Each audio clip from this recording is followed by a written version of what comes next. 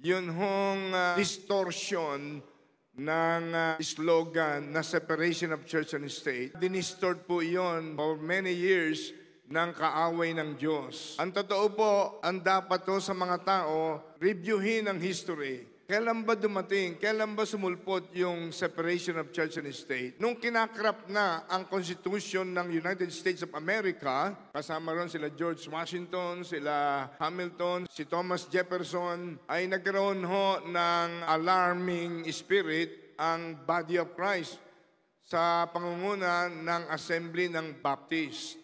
Sumulat si Thomas Jefferson sa mga Christian leaders sa pangunguna ng panahon na yon ng a certain Baptist group. Ang sabi ni Thomas Jefferson, "Don't worry, don't be afraid.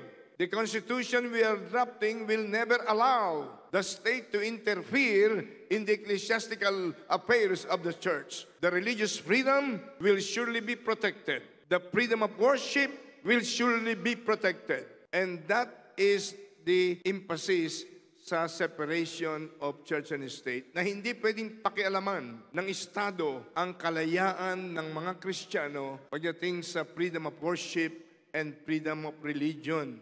That is the guarantee of the original context ng separation of church and state sa America's Constitution.